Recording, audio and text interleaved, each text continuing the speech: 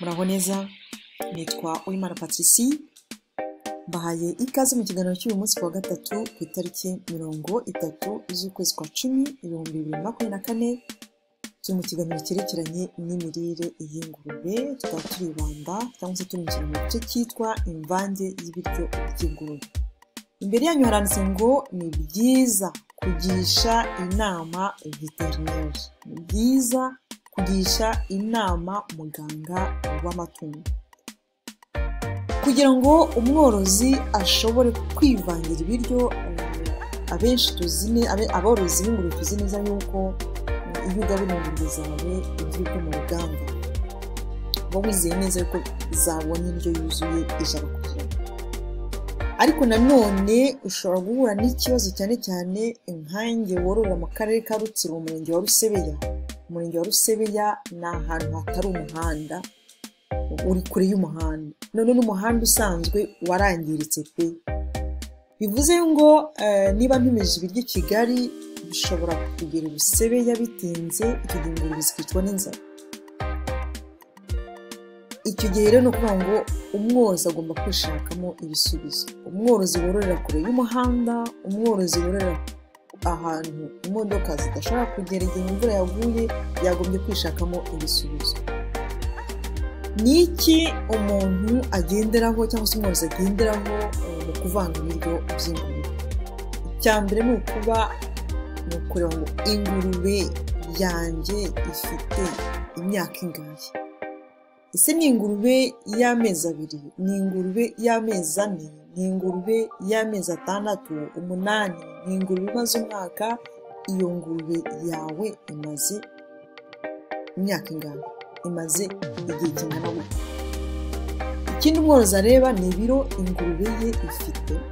Ni ingurube ipima ibiro 20, ingurube yawe ipima ibiro 100, ingurube yawe ipima ibiro 200, ingurube yawe ipima ibiro 400, kuko hari izigeze muri byo.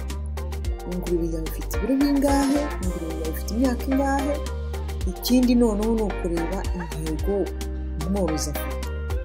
Wa mworozi we worora ingurube ugamije iki? Uzorora ugamije kuzijyana ku isoko? Uzorora ugamije ko uzajya utanga icyororo mu bandi borozi cyangwa se bifuza korora? Ibyo uko ari bitatu nubwo hazaho n'ibindi. Wenda se ingurube yawe irarwaye, ingurube yawe irahakase, ingurube yawe ni isekurume, ni ukuvuga ngo nahisemo ibintu bitatu kuko hari byinshi twagiye tuvuga mu biganiro byatambutse. Icyo gihe none ukaba ingurube yanjye maze kumenya uko ihagaze, none ngiye kuyivangira. Mu byo ugomba kuba ufite kugira ngo uvange, ugomba kureba niba ibyo ufite harimo ibitera imbaraga, ibyo ufite harimo ibyubaka umubiri, ibyo ufite harimo ibirinda indwara, harimo imyunyungugu. Tukibuka no kugisha inama veterineri. Mu bitera imbaraga nk'uko twagiye tubona mu biganiro byatambutse, twabonye ko harimo ibikomoka ku binyampeke, tubona ko hari ibikomoka ku binyabijumba, hari n'ibishobora gukomoka ku byatsi, ariko ahangaha ndibanda ku binyampeke kuko bifata umwanya wa mbere mu kugaburira ingurube. Mu binyampeke twagiye tubonamo ibigori, tubona ingano, tubona amasaka, tubona umuceri, ibishishwa by'ingano, ibishishwa by'ibigori bimwe bita ngo ni blanda, ibishishwa by'umuceri bita sondori. Ibyo byose uramutse ubifite uragitsinze. Hanyuma noneho ukareba no ku byubaka umubiri. Ibyubaka umubiri nagerageje kwandika byinshi, gutanga ingero nyinshi, ntabwo nazirangije.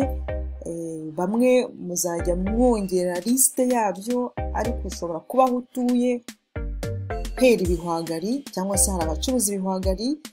Aho utuye hera soya, cyangwa se hari abacuruza soya. Aho utuye worora magoti, biriya by'amasazi y'umukara. Magoti ni ibintu by'iminyorogoto cyangwa se iminyorogoto, niba mbivuze neza. Twebwe turabyorora. Ushobora kuba utabyorora ukabigura ku babyorora. Ushobora kuba aho utuye bacuruza ifu y'amafi, ushobora kuba aho utuye bacuruza ifu y'inyama, ushobora kuba aho utuye bacuruza ifu y'amashaza cyangwa se ifu y'ibishyimbo n'ibindi bihanditse aha ngaha ngo ndangize. Ntabwo nagiye kwandika imboga kuko cyane cyane ibingibi ni ibintu ukunda kugura bihenze, ariko imboga wenda ushobora kuba uzifitiye munsi y'urugo. Ikindi wagombye kuba ufite umunyu, cyane cyane igikukuri gikomeza amagufa, none na za kokiye nk'abantu borora inkoko, wenda hari n'abantu bacuruza amagi, biriya bishishwa by'amagi hari ukuntu bitegura ukabivanga mu biryo by'ingurube.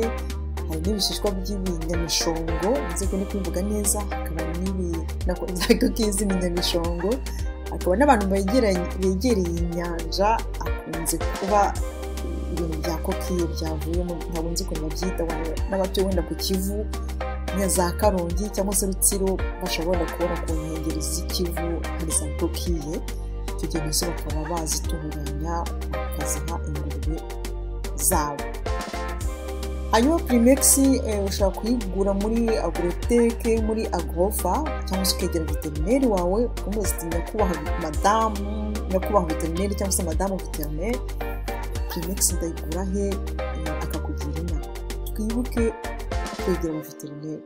Reka noneho turebe zimwe mu ngero zo kugaburira cyangwa se zo gukora imvange y'ibiryo by'utwana tw'ingurube. Utwana turi munsi y'ibiro 20, utwana tukibana na nyina, utwana tucyonka. Aborozi b'ingurube ubundi batangira gutoza utwana tw'ingurube kurya tukibana na nyina. Twebwe tudutoza dufite iminsi 8. Ushobora kuvanga, ahangaha natanze ingero enye, ariko hose ni 100%, ariko si ngombwa ngo ukore imvange 100% kubera ko utwana n'ubundi tucyonka, turacyafata amagurugurube ya nyina.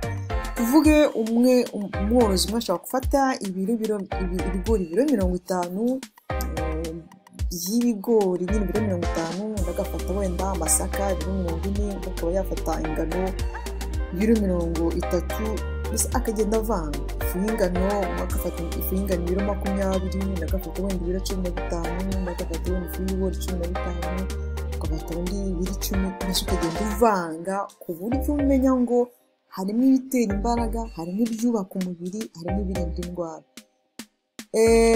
Haraho nagiye mvuga ngo ibyongerwamo, ashobora kuba ari imboga, ashobora kuba ari ibihaza, ashobora kuba ari ibishayote, ashobora kuba ari ibibabi by'amateke, ashobora kuba ari ibibabi by'ibitoki, insina, umutumba w'insina, nijya bibanza munyihanganire, ariko cyane cyane muri iki cyiciro utu twana dukenera rwose ko ibyo turyaho harimo ibyubaka umubiri byinshi, kuko tuba turi mu cyiciro nyine cyo gukura.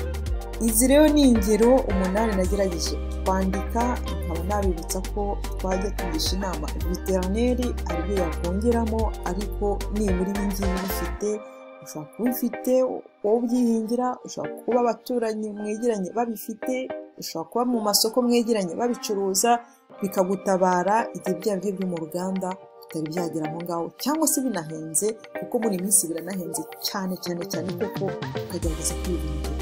Ushaka kuvuga wenda nk'ahana nanditse ngo ibigori, ukaba washyira blanda, ukaba washyira ibishishwa by'intuza ibisigazwa by'ibigori, ibisigazwa by'ingano, ibisigazwa by'umuceri, ukaba wabisimbuza hari ahanditse ibigori, ukaba wabisimbuza hari ahanditse ingano, ahanditse soya ukaba wahasimbuza ibishyimbo, ukaba wahasimbuza amashaza, ukaba wahasimbuza ifu y'amafi, ukaba wahasimbuza biriya byose biri mu cyiciro biri ahangaho, kimwe ushobora kugisimbuza ikindi. Nkumva rero narekeraho, mbashimiye kuba mwabonye umwanya wo gukurikirana iki kiganiro. Naho ubutaha, Imana ikomeze ibagirire neza. Mwari kumwe na Uwimana Patricie.